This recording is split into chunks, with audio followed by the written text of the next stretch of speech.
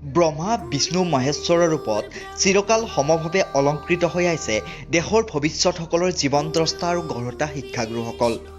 শিক্ষকৰ জ্ঞান অমৃত সমৃদ্ধ মহাবাণী আৰু মহান আদৰ্শৰে মহীয়ান হয় একোখন দেশৰ ভৱিষ্যত। প্ৰকৃত শিক্ষক ত্যাগ আৰু জ্ঞানৰ প্ৰতিমূৰ্তি স্বৰূপ। সেয়েহে শিক্ষক যুগে যুগে বন্দিত আৰু সমাদৃত। এই শিক্ষকসকলক সন্মান জনোৱাৰ উদ্দেশ্যে বিশ্বৰ বিভিন্ন দেশসমূহত ভিন্ন ভিন্ন তাৰিখত শিক্ষক দিৱস পালন কৰা হয়। ভাৰতবৰ্ষতো সৰ্বপল্লী ৰাধাকৃষ্ণনৰ জন্মদিনৰ দিনটোত শিক্ষক দিৱস হিচাপে পালন কৰি আহিছে। বিশ্বত এনে বহুত নিচাধাৰী শিক্ষক আছে যে জ্ঞান বিলোৱাৰ অন্তহীন নিচাত বিনা বেতনে শিক্ষা বিলাই আছে।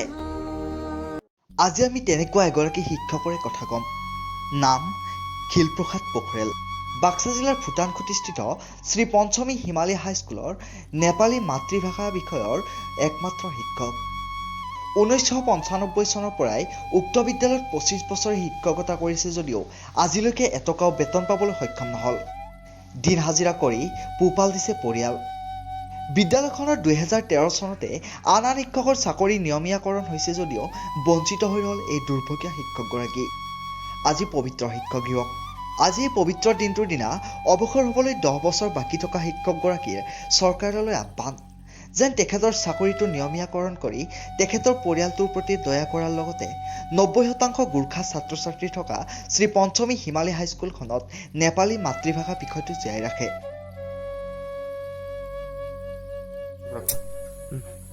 95 চনৰ পৰা শিক্ষকতা ৰূপে কাম কৰি আহিছোঁ।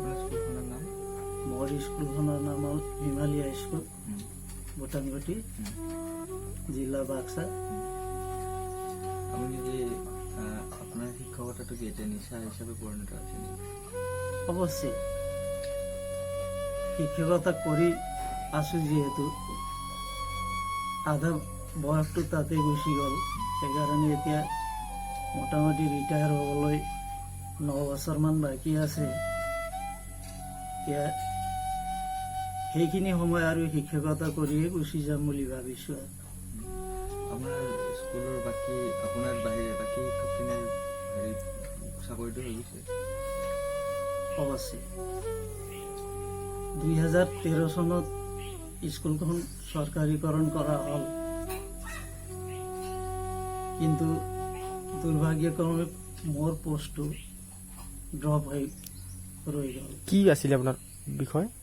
মোৰ শিক্ষকতাৰ বিষয়বস্তু আছিল নেপালী MIL। আপুনি যিহেতু বিনা বেতনে ইমান বছৰে চাকৰি কৰি আপোনাৰ পৰিয়াল চলাত অসুবিধা নিশ্চয় হৈছে। নিশ্চয় বহুত কষ্টৰ মাজেৰে মই পৰিয়াল চলাই নিব লগা হ'ল। ল'ৰা ছোৱালীবিলাকেও ছোৱালী কলেজত পঢ়ি আছে, কিন্তু চৰকাৰৰ ফালৰ পৰা মই একো সঁহাৰি পোৱা নাই। ল'ৰা বৰ্তমান ক্লাছ 8ত আছে আৰু এনেকৈ দিন হাজিৰা কৰি ঘৰখন চলাই আছোঁ। আৰু মই এই অৱশেষত চৰকাৰক এইখিনিয়ে ক'ব খোজোঁ, যিহেতু 1995 চনত নলবাৰী ডিষ্ট্ৰিক্ট থাকোঁতে পোষ্টখন এপ্ৰুভ হৈছিল, কিন্তু এতিয়ালৈ সেই পোষ্টটো চৰকাৰে কোনো সঁহাৰি নজনালে। সেই পোষ্টৰ প্ৰতি এই 9 বছৰৰ সময়খিনি চৰকাৰে কিবা কৰি সেই মোৰ পোষ্টটো বা এই MIL বিষয়টোত অলপ হ'লেও দৃষ্টিগোচৰ কৰি কিবা নহয় কিবা সঁহাৰি জনায় বুলি মই চৰকাৰক আহ্বান জনাওঁ। আমাৰ স্কুলখনত মোটামুটি নেপালী ছাত্ৰ ছাত্ৰী 95% আছে। সেই গতিকে ল'ৰা ছোৱালীবিলাকে